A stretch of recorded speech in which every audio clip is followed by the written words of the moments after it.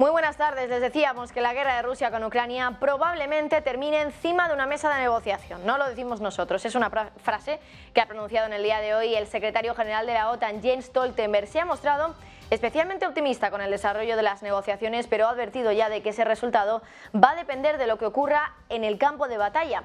Escuchen lo que ha dicho al respecto Stoltenberg, que ha recordado también que la guerra solo terminará cuando los de Putin, Rusia, dejen de luchar, pero no cuando Ucrania deje las armas. Fíjense.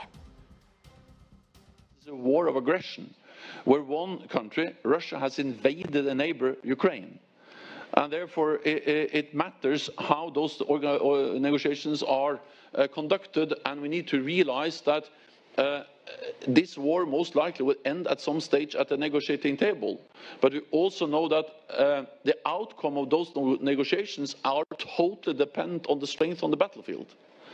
So if we want an outcome which is acceptable for Ukraine, an outcome that ensures that Ukraine can prevail as a sovereign, independent, democratic nation in Europe, the best way of achieving that is to provide military support to Ukraine. So if we want an acceptable, peaceful, political solution, we need to provide military support to Ukraine. Because as we all know, if President Putin stops fighting, then we will have peace. If President Zelensky and Ukrainians stop fighting, then Ukraine will cease to exist as an independent democratic nation.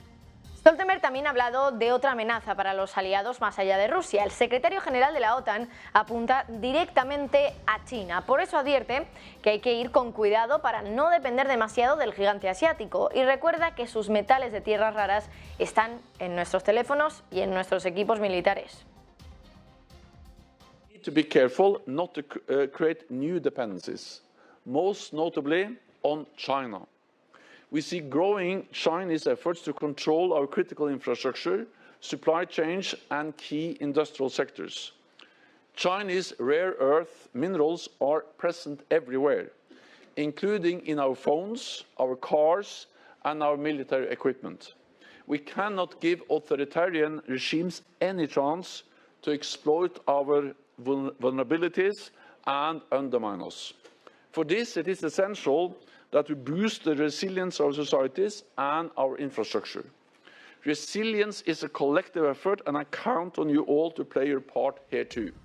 Y por cierto, mientras Stoltenberg alerta sobre la relación con China, Estados Unidos cada vez está más cerca del gigante asiático. Después de que Joe Biden y Xi Jinping se reunieran la semana pasada, ahora se está gestando otra gran reunión de alto nivel, la del secretario de Defensa de Estados Unidos con su homólogo chino. Lloyd Austin ha dicho que agradecería las conversaciones con Wei Feng, su contraparte china, y así es como Estados Unidos recoge el guante que le lanzó el gigante asiático durante el fin de semana cuando dijo que estaba abierto a una reunión con el secretario de Defensa de Estados Unidos en el margen del Foro de Seguridad Regional que se celebra en Camboya esta semana. Otra señal de descongelación de las relaciones entre ambos países a pesar de las advertencias que, por ejemplo, desde hoy, desde la OTAN han lanzado. Stoltenberg también hoy ha actualizado cómo va el proceso de ratificación de Finlandia y Suecia como nuevos aliados de la OTAN. El secretario general ha anunciado que 28 de los 30 países ya han dado luz verde para que ambas naciones se unan a la OTAN y que el proceso está ya casi terminado. Lo decía así. All allies made the historic decision to invite these two countries to join NATO. We signed accession protocols, and now the ratification process is almost completed, with 28 out of 30 allies having already ratified. Y por cierto, hoy Stoltenberg se ha reunido con Pedro Sánchez, pero antes de reunirse el presidente del gobierno ha hablado ante los medios. El presidente ha reconocido que los países emergentes se están enfrentando ya a problemas de deuda y que por eso el G20 debe actuar.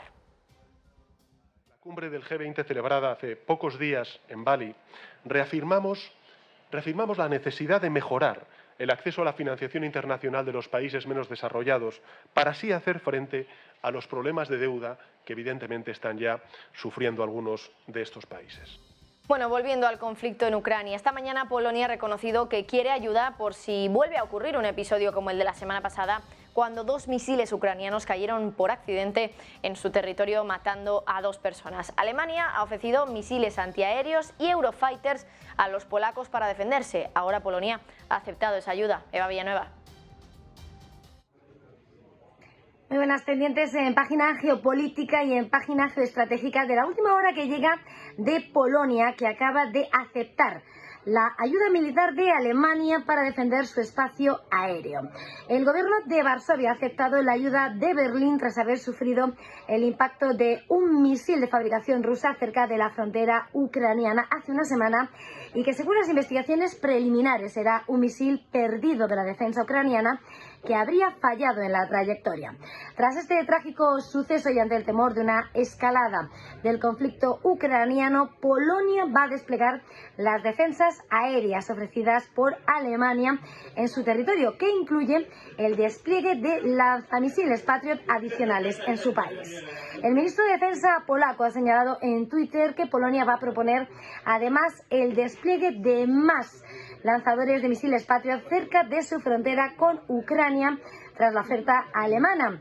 Hay que señalar que desde el trágico suceso en el que 2 ciudadanos polacos perdían la vida, Alemania brindaba su oferta y esta mañana a primera hora anunciaba su disposición para ayudar a Polonia a garantizar la seguridad del espacio aéreo con la ayuda de esos cazas Eurofighter y los sistemas de defensa aérea Patriot.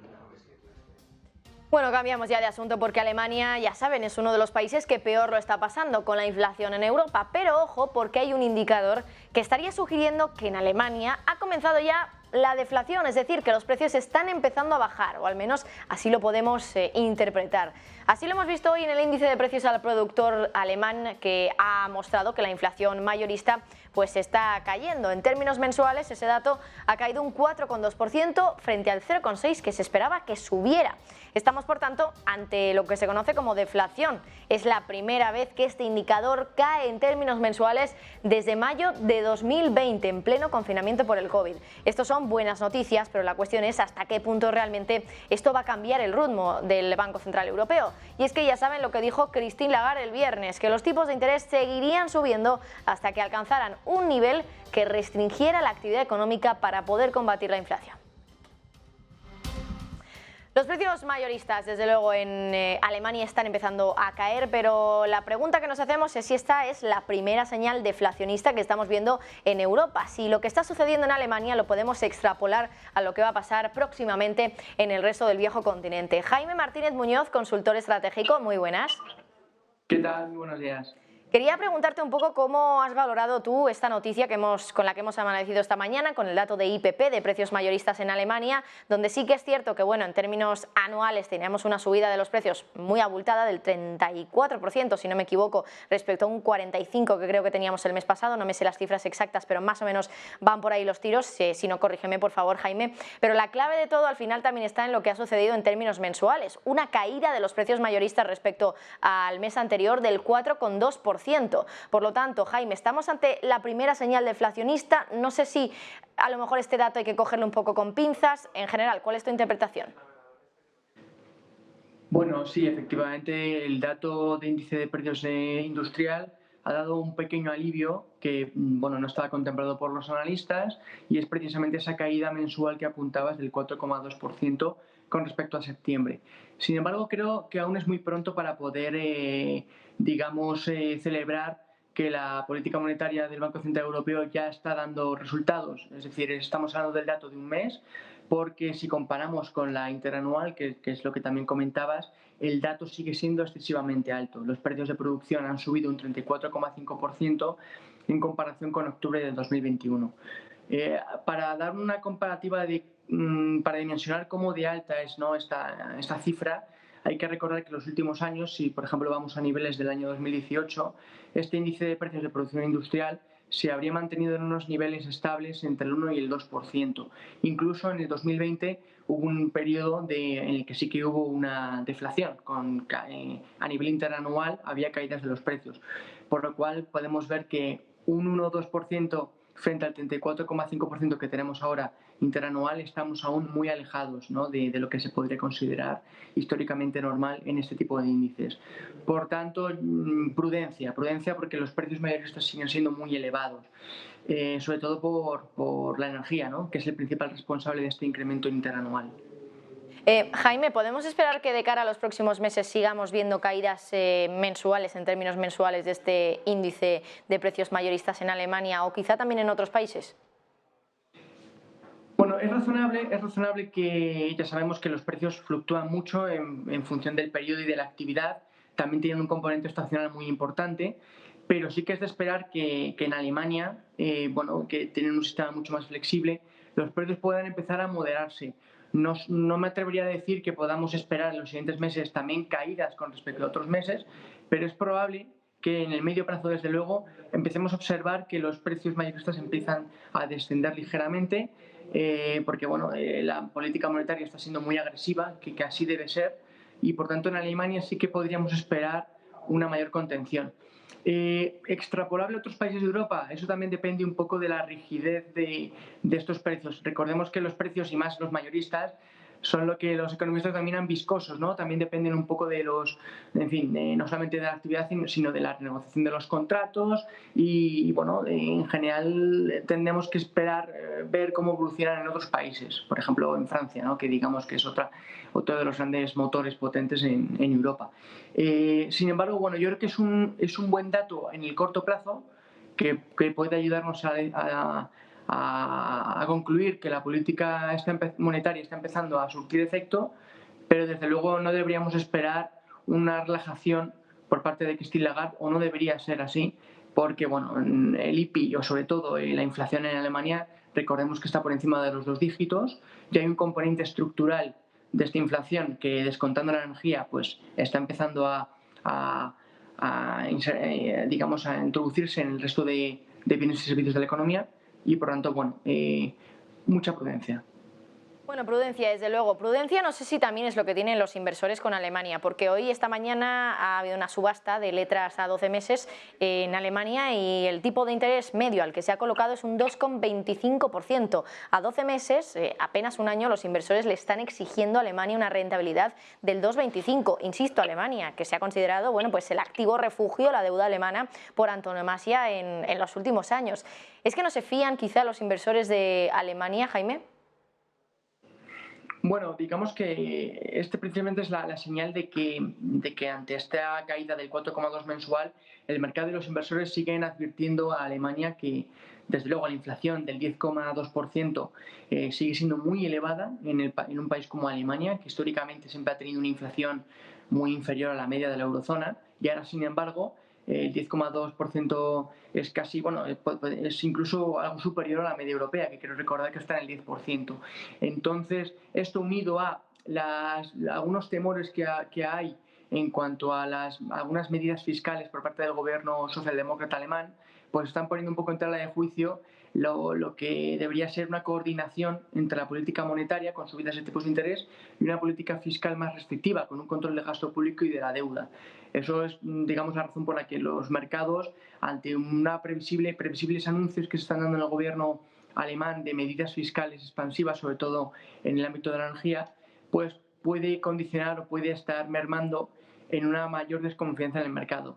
Sin embargo, es evidente que Alemania es un motor económico muy potente en Europa y que, desde luego, va a hacer sus deberes. Por tanto, estoy seguro que el mercado, conforme la inflación empiece a estabilizarse, que es un proceso lento, no podemos esperar que esto ocurra en los próximos 3 meses, ¿no? Tenemos que esperar muchos trimestres para empezar a observar cómo la inflación en Alemania empieza a descender y con ello también la inflación en Europa. Y a partir de ahí, yo estoy seguro de que el mercado también responderá positivamente a ello. Pues muchísimas gracias, Jaime Martínez Muñoz, consultor estratégico. Gracias por estar aquí con nosotros y por analizar un poquito más profundamente este dato de IPP, que parece que nos hace ser un poco más optimistas, pero como siempre hay que tener un poquito más de cautela. Gracias, Jaime. Muchas gracias a vosotros. Y por cierto, hablando también de datos y de alarmas, las alarmas de recesión vuelven a sonar en uno de los últimos indicadores que hemos conocido en Estados Unidos. Hablamos del Leading Economic Index, que en octubre ha vuelto a caer y ha vuelto a mostrar señales de recesión. Javier del Valle, cuéntanos. Muy buenas tardes. La economía estadounidense podría seguir sufriendo los próximos meses, podría seguir deteriorándose, y así lo indica el indicador adelantado ley, el índice ley que elabora la Conference Board. Ahora les explicaré a continuación en qué consiste este índice, pero debemos saber que durante el mes de octubre se acaba de dar la actualización y tiene una caída del menos 0,8%. Veníamos de una caída ya en septiembre del menos 0,5% y acumulamos en este indicador ley, según la Conference Board, ya 8 meses consecutivos de caídas. De hecho, el director económico de la Conference Board, Atam Osildirim, ha dicho que 8 caídas consecutivas durante los 8 últimos meses en este índice ley sugiere que posiblemente Estados Unidos se encuentre ya en una recesión. Es algo que no estamos viendo reflejado en el último dato de PIB ni tampoco en el dato que se espera para el cuarto trimestre, ya que la Fed de Atlanta, recordemos que publicó su modelo de GDP Now y esperaba un crecimiento para el cuarto trimestre superior al 4%. Aún así, no olvidemos que el índice ley lo que mide es la economía en adelantado, mide los indicadores económicos adelantados y por eso reagrupa, y este índice se elabora con 10 indicadores que son adelantados a la economía. Entre ellos, por ejemplo, uno de ellos es la bolsa, ya que la bolsa se ve que descuenta esas expectativas futuras y se utiliza como indicador adelantado también. Después de 8 caídas consecutivas y ya hace unos meses el ley en cambios anuales perdió el nivel de cero, se metió en terreno negativo. Eso significa que el cambio con el año anterior está ya en territorio negativo y ahora sigue declinando, sigue bajando, como pueden ver en el siguiente gráfico. ¿Eso qué significa? Bueno, aquí tenemos un gráfico presentado por Wolf, Trahan & Co. y Bloomberg, donde se pone las diferentes fases de ley y los retornos que éstas generan en el S&P 500. Como podemos ver, las mejores ocasiones para el retorno del S&P 500 es cuando el ley está por debajo de cero, pero empieza a recuperar. Pero ahora mismo nos encontramos en una situación diferente. Nos encontramos en una situación donde el ley ya ha caído por debajo de cero y sigue deteriorándose. Y esa es la peor fase de todas para los retornos anualizados del S&P 500. Bueno, ¿y el mercado bajista qué? ¿Ha terminado ya ese bear market? Pues no tiene pinta, al menos según la opinión de Goldman Sachs, porque hoy el Banco de Wall Street ha dicho que siguen pensando que el camino a corto plazo para los mercados de renta variable es probablemente más volatilidad y más caídas. Dice que todo eso va a seguir ocurriendo hasta 2023, cuando ya finalmente alcancemos el suelo final.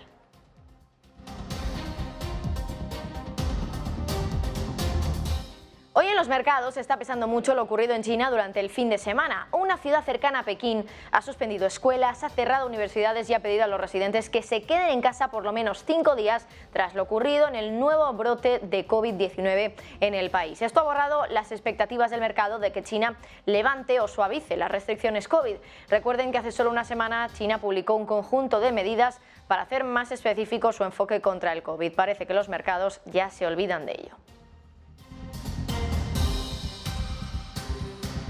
Bueno, hoy los mercados han amanecido haciendo la digestión de esa noticia del fin de semana del cierre parcial de Pekín por los casos de COVID. Sin embargo, todo apunta a que quizá los más ávidos del mercado ya sabían algo antes del fin de semana. Los datos sobre las posiciones de determinados hedge funds los días anteriores al fin de semana apuntan cómo estos estaban pasando de estar largos a estar cortos tras este fin de semana.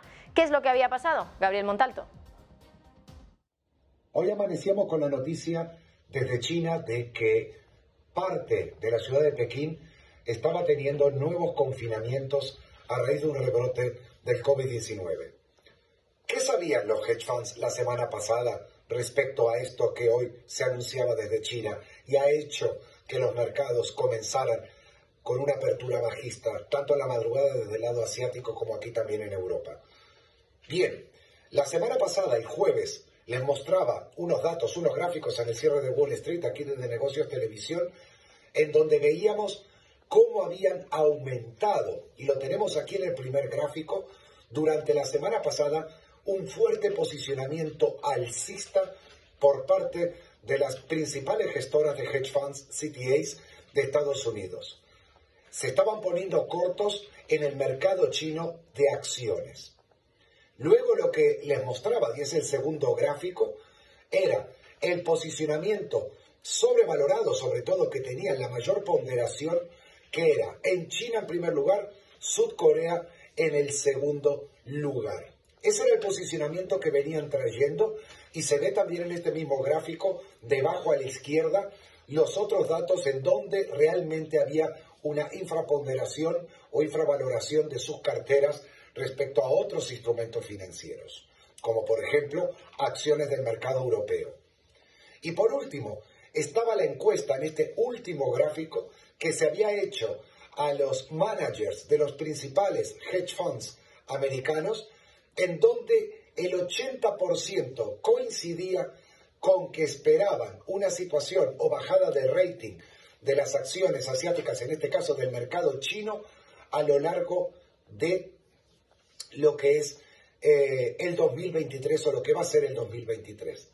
Y ahí viene la pregunta, ¿qué sabían ellos la semana pasada cuando el jueves les mostré estos datos y ahora que tienen la posibilidad de volver a verlos y coincide casualmente con esta noticia, la cual hoy desde las claves del día, José Antonio Wisner ya nos había adelantado sobre estos nuevos confinamientos de la ciudad de Pekín? Sin lugar a dudas, una noticia muy interesante y que quizás sea el detonante para algún tipo de corrección adicional a la que ya habíamos comentado durante la semana pasada y que los gráficos ya venían anunciando. Cambiamos de asunto porque sabíamos que el Mundial de Qatar iba a poner al país en el foco en un momento clave para esa nación, puesto que es una de las más ricas del mundo en gas natural licuado, pero no han pasado ni 24 horas desde que ha comenzado el torneo y Qatar ya ha anunciado un acuerdo histórico de venta de gas natural licuado. El acuerdo se ha firmado con un gigante petrolero de China, Sinopec, y es un acuerdo de suministro con una duración ni más ni menos que de 27 años. Es el más longevo de este estilo que jamás se ha firmado, según la agencia Reuters, y el acuerdo implica el suministro de 4 millones de toneladas de gas. Un gas que sale de la planta Northfield East, una planta de gas que Qatar comparte con Irán. Es la primera vez que esta planta consigue cerrar un acuerdo de suministro de gas natural licuado. Hacía meses que se hablaba de las negociaciones que estaban teniendo lugar entre las grandes petroleras chinas y Qatar para invertir en esa planta, pero ha sido ahora, cuando apenas llevamos unas horas desde que comenzó el Mundial, cuando se ha anunciado ese acuerdo. Qatar y Rusia también es otro de los temas, desde luego, en cuanto a cuestiones energéticas, porque quedan solo 2 semanas para que entre en vigor el tope al precio del petróleo ruso el día 5 de diciembre y Rusia podría estar preparándose, bueno, más bien Europa, y es que según Goldman Sachs, el banco habría estado observando un mayor flujo de petróleo desde Rusia a solo unos días de que comience ese tope al precio del crudo ruso. La cuestión ahora es, ¿a quién le está comprando más petróleo a Rusia? ¿Quién le está comprando más petróleo? ¿Es uno de esos países que van a aplicar la prohibición al crudo ruso a principios de diciembre y que por eso están aprovechando ahora para hacer acopio de su petróleo? Bueno, lo cierto es que tenemos unos datos de la agencia Reuters que podrían responder directamente a esta pregunta, o al menos a una de sus variables. Y es que Europa se está presionando para llenar sus tanques de diésel antes de que entre en vigor la prohibición que empieza en febrero y que prohíbe pues, la importación de diésel de Rusia. Concretamente, los cargamentos de diésel ruso con destino al almacenaje en la región de Ámsterdam, Rotterdam y Antwerp se han disparado un 126% entre el 1 y el 12 de noviembre respecto a la misma semana del mes anterior, de octubre. En esos 12 días se ha importado 215.000 barriles diarios de diésel, según datos de la firma Vortexa, de análisis del sector energético. Y es que para el diésel ruso hay muy pocas alternativas rentables e inmediatas. El diésel ha representado el 44% de las importaciones de combustible por carretera en Europa este mes de noviembre. Y aunque la dependencia del viejo continente del combustible ruso se ha reducido en más del 50% desde antes de la invasión de Ucrania, Rusia sigue siendo a día de hoy el mayor proveedor de diésel del viejo continente. Bueno, desde luego que son dos temas clave. Lo que está sucediendo con Qatar, que ahora mismo pues está en el foco por ese Mundial de 2022 y que ha aprovechado que ya ha comenzado ese torneo para anunciar uno de los acuerdos de gas natural licuado, desde luego que históricos con China, porque va a suministrar este gas natural licuado a una gran petrolera del país durante más de 27 años, ahí es nada. Y por otra parte tenemos lo que está sucediendo respecto al petróleo diésel ruso, que va a ser prohibido por parte de Europa dentro de apenas unas semanas, y donde estamos viendo que Europa ya está intentando hacer acopio de esa materia prima que poco después va a tener que dejar de importar. Muchas cuestiones encima de la mesa, desde luego vamos a intentar analizarlas con Yolanda Moratilla, que es presidenta del Comité de Energía del Instituto de Ingeniería de España y además profesora en la Universidad Comillas y CAI. Yolanda, muy buenas, muchas gracias. Hola, buenas tardes. Bueno, Yolanda, en primer lugar te quería preguntar por ese acuerdo de gas natural licuado de Qatar. No sé si has podido echarle un vistazo a esta noticia que hemos conocido esta mañana, que prácticamente pues de la que se hacía eco la agencia Reuters, que decía que Qatar ha anunciado una superventa de gas natural licuado a China, concretamente a una petrolera china, a Sinopec, un acuerdo de 4 millones de toneladas de gas natural licuado que va a suministrar este gas a esta petrolera china durante 27 años. ¿Qué importancia tiene un acuerdo de estas características en una planta donde, por cierto, decíamos que es una planta que comparte Qatar con Irán? ¿Cómo lo ves? Bueno, pues lo veo como un acuerdo primero histórico, porque a tantos años la verdad es que es algo muy importante. Luego, claro, ya nos estamos haciendo una idea de las necesidades ingentes que va a tener de todos los combustibles China, porque claro, China está viendo cómo Europa este año, bueno, pues tenemos las reservas llenas, pero el año que viene las vamos a tener que volver a llenar otra vez y muy probablemente el año que viene tengamos problemas para llenar nuestras reservas. Por tanto, muy probablemente China lo que está haciendo es asegurarse que ellos no van a tener ese problema de suministro del gas, porque este año no hemos tenido competencia con los países asiáticos de los barcos metaneros, pero China lo que está haciendo es asegurarse que el año que viene, aunque haya competencia, ellos van a tener asegurado su suministro de gas por este acuerdo que está haciendo con Qatar. Y ya nos podemos hacer una idea de por dónde van a ir los nuevos amigos o los nuevos países compradores del gas ruso, que también va a ser obviamente China. Por tanto, China se está asegurando por parte de Rusia y por parte de Qatar que no van a tener ningún problema de avituallamiento. Es más, podría indicarnos que incluso China podría llegar a ser un nuevo suministrador de gas a Europa, trayendo, digamos, el gas ruso, en vez de venir desde Rusia directamente, pudiendo venir desde China y por medio de metaneros volver a venir a Europa.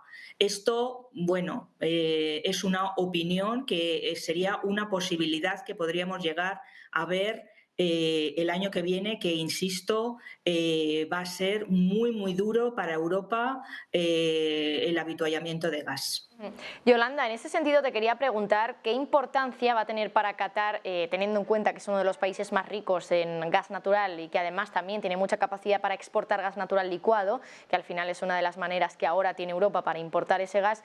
¿Qué importancia tiene el Mundial en todo esto? Es cierto que hemos conocido hoy esta noticia sobre un acuerdo que imagino que lleva meses planteándose y que, bueno, no tendrá tampoco mucho que ver el hecho de que haya empezado el Mundial para que Qatar ahora la anuncie, ¿no? Pero no sé si el hecho de que se esté celebrando aquí el Mundial, de que ahora mismo todo el mundo esté hablando de Qatar, puede ponerlos más en el foco para que más países recurran a Qatar para comprarle a ellos el gas natural licuado. No sé hasta qué punto puede ayudar.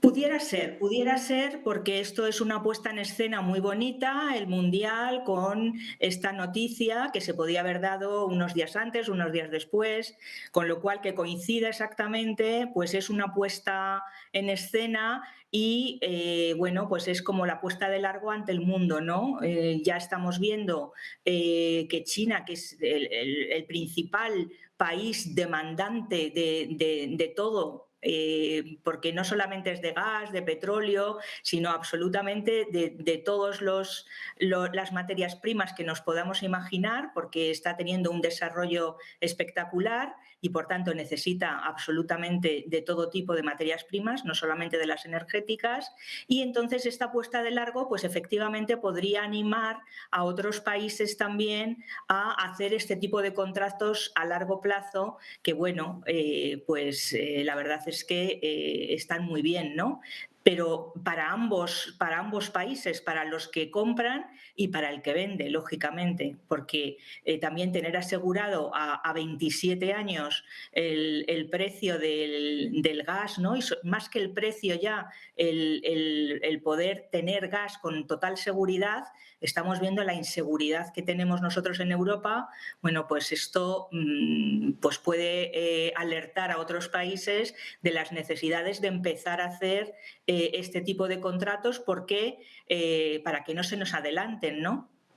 Efectivamente, quizá podemos pensar, si lo está haciendo China, a lo mejor ellos saben algo que nosotros no sabemos y a lo mejor tenemos que hacer lo mismo. Y en ese sentido, pues entiendo que el hecho de que el Mundial se esté jugando justo aquí y esa noticia se produzca horas después de que se haya dado ya el comienzo de este torneo, pues a lo mejor coincide un poco. Bueno, por cierto, Yolanda, ya por último, te quería preguntar una noticia que también hemos comentado aquí en el informativo respecto a esa prohibición que se va a hacer en las próximas semanas del petróleo de Rusia, pero también del diésel, que esta prohibición va a entrar en vigor un poquito más tarde, en febrero.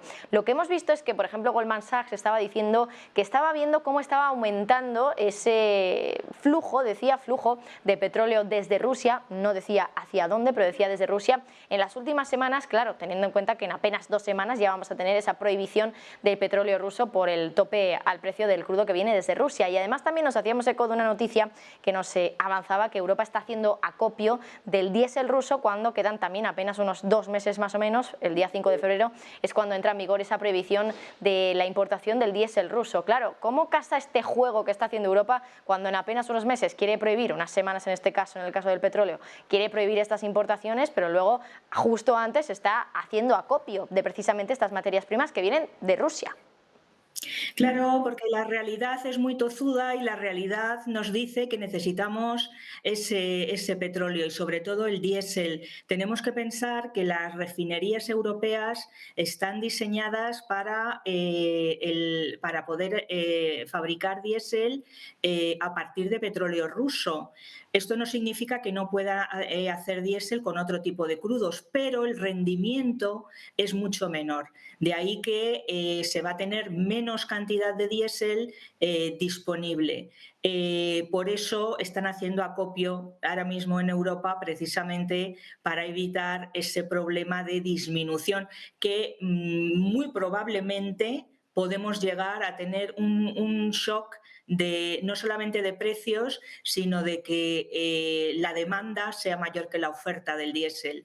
No obstante, también tenemos que tener en cuenta otra cosa, y es que el crudo ruso también va para India, y la India lo que hace es refinar, y ese diésel del crudo ruso nos viene a Europa también por medio de India. Por tanto, bueno, pues es hacer un poco trampas al solitario, pero al final sí que nos podrá llegar diésel de otras partes del mundo, aunque, bueno, pues obviamente si logramos habituallarnos un poco más, pues por lo menos para el primer golpe importante, pues lo tendremos parado. Pero mucho me temo que en pocas semanas pues vayamos a tener problemas con el habituallamiento del diésel. Bueno, pues Yolanda Moratilla, muchísimas gracias como siempre por ese análisis respecto a lo que está sucediendo con Qatar y con su gas y con esa apuesta de largo que está haciendo ahora con el Mundial y también lo que sucede en Europa con ese petróleo y diésel de Rusia que vamos a prohibir dentro de apenas unas semanas, pero que ahora pues estamos haciendo todo lo contrario, que es comprar y mucho. Yolanda Moratilla, presidenta del Comité de Energía del Instituto de la Ingeniería en España y profesora de la Universidad Comillas y CAI. Gracias. Gracias a vosotros.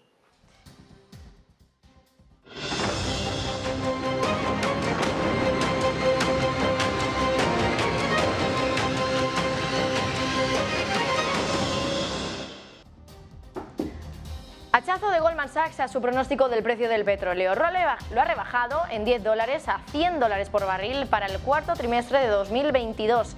Para justificarlo cita las crecientes preocupaciones de COVID en China y la falta de claridad sobre el plan del G7 para limitar los precios del petróleo ruso. El banco cree que el mercado tiene razón en estar ansioso por los fundamentos futuros debido a los casos significativos de COVID en China y la falta de claridad de la implementación del tope de precios del G7.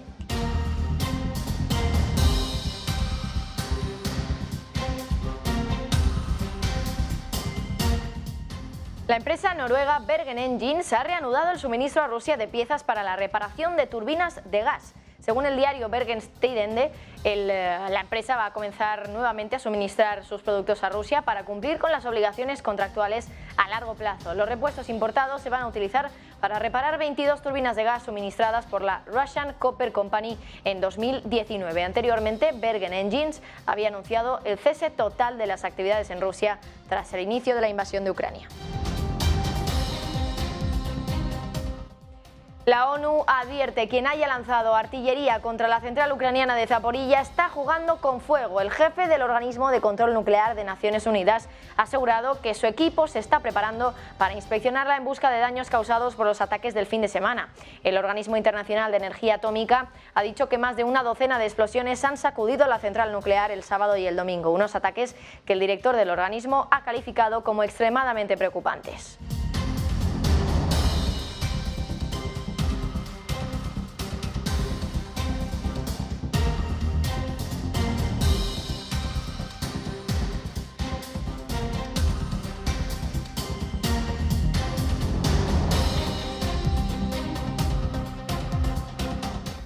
Y volvemos a la saga de las novedades respecto a FTX. Sabíamos que la caída del exchange iba a ser una de esas que hacen historia, pero ojo, porque ahora, según una presentación judicial en el procedimiento de quiebra, la filial FTX Trading debe a sus 50 mayores acreedores 3.000 millones de dólares, ni más ni menos. Pero ahí no acaba la cosa, porque hay dos clientes a los que FTX debe más de 200 millones de dólares a cada uno.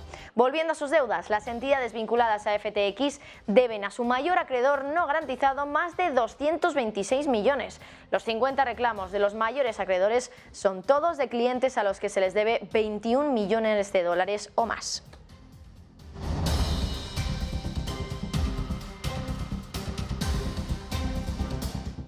¿Y recuerdan el hackeo de FTX de hace apenas unos días? Pues todo apunta a que esos fondos robados ahora se estarían moviendo de una criptomoneda a otra. La empresa de análisis de blockchain Chainalysis ha asegurado que los fondos robados del exchange ahora se están moviendo desde Ethereum a Bitcoin. En Twitter la compañía ha advertido de que los exchanges deberían estar alerta para congelar los fondos si el ladrón intenta convertirlos en dinero fiduciario.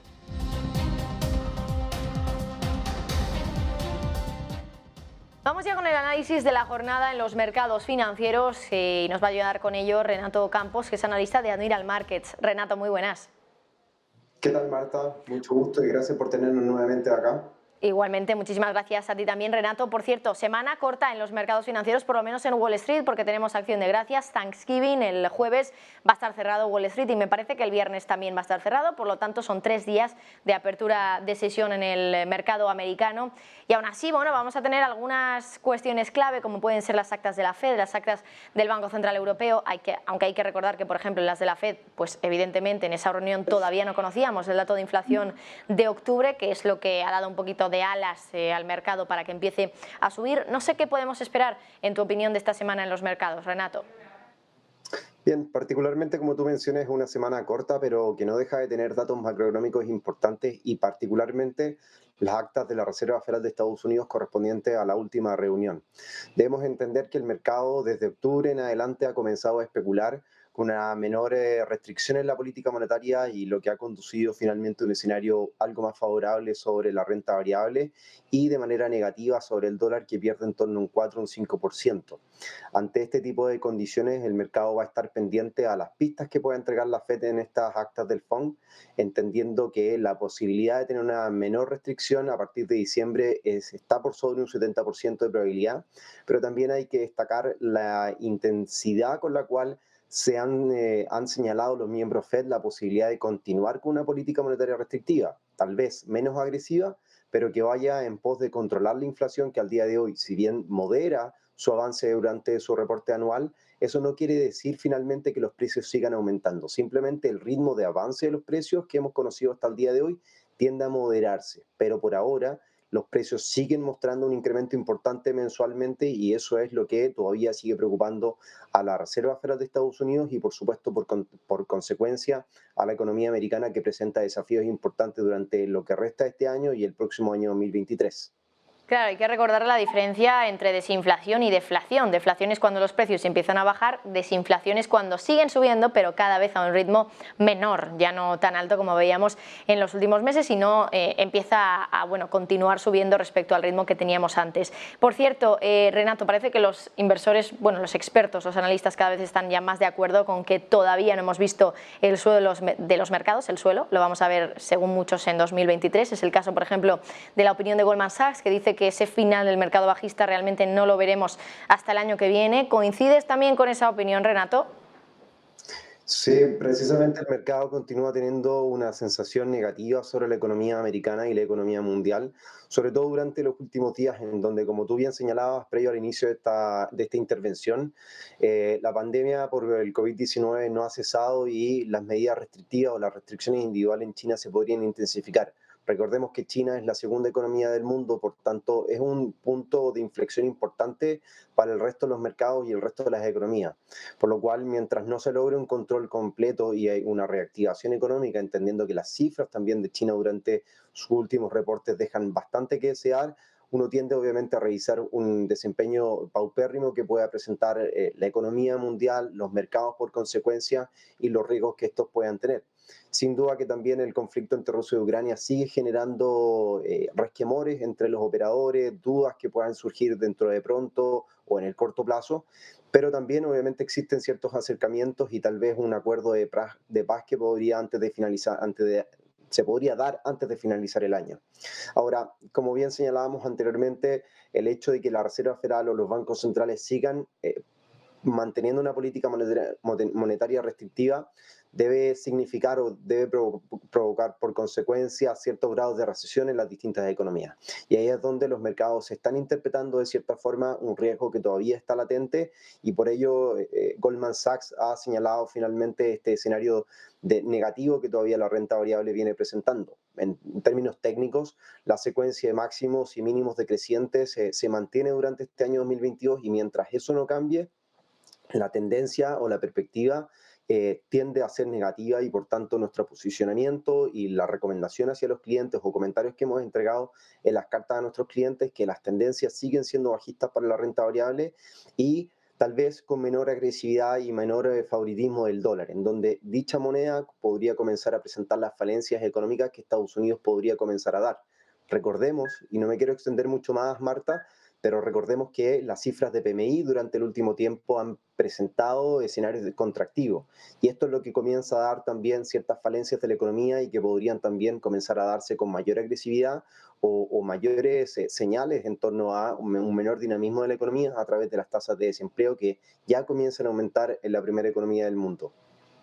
Renato, por cierto, hablabas del dólar y quería preguntarte precisamente por eso, porque hoy, por ejemplo, leía en Bloomberg que los gestores de fondos no habían estado tan bajistas en el dólar desde hacía más o menos año y medio, desde julio de 2021. No sé qué lectura tiene esto, teniendo en cuenta que el dólar ha venido subiendo mucho porque la Reserva Federal ha sido un poco la pionera, entre comillas, en subir los tipos de interés y al final pues a los inversores les puede interesar tener su dinero en una moneda donde los tipos de interés están bastante más altos. Claro que es cierto que la semana pasada habló Bullard de la Reserva Federal, uno de los más halcones, llegó incluso a sugerir que a lo mejor por la regla de Taylor la Fed podía subir los tipos en torno al 7%, ahora mismo creo que están en el 4%, por lo tanto supondría una subida muy importante respecto a tipos, los niveles actuales de los tipos de interés. No sé cómo casa esto con lo que estamos viendo ahora de las posiciones bajistas que tienen los gestores en el dólar. No se creen que la Reserva Federal vaya a seguir subiendo tanto los tipos de interés, más bien optan por la opinión de que a partir de ahora ya esas subidas de tipos van a ralentizarse, es decir, el ritmo de subidas cada vez va a ser un poquito más bajo. ¿Cómo lo ves? Mira, bueno, particularmente la evolución del dólar a nivel internacional durante los últimos 24 meses no tan solo responde a la restricción y a la agresividad con la cual la Fed ha actuado durante el último tiempo, pero también debemos entender el paupérrimo desempeño que presenta la economía o el resto de las economías a nivel mundial. Por tanto, más allá de considerar al dólar como la moneda más fuerte producto de las restricciones de la política monetaria, tenemos que también entender que el resto de las economías o el resto de los instrumentos no presentan tampoco una buena o no han presentado una buena perspectiva, lo cual tendenciosamente ha favorecido al dólar. En respecto a la política monetaria y las futuras decisiones y la evolución del dólar, entendiendo que la posibilidad de tener menores alzas de tasas es lo que está al día de hoy moviendo a los mercados, pero también las falencias que, como te comentaba previamente, que pueda estar presentando Estados Unidos en definitiva.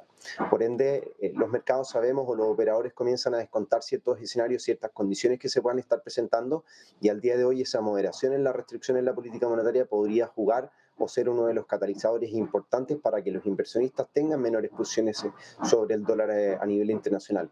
También entendiendo que el ratio pool, los put y los call han comenzado a aumentar hasta máximos de 1997, señalando por supuesto un escenario también de pesimismo sobre la renta variable a nivel mundial y en Estados Unidos particularmente, en donde comienza a gestarse un escenario bastante complejo.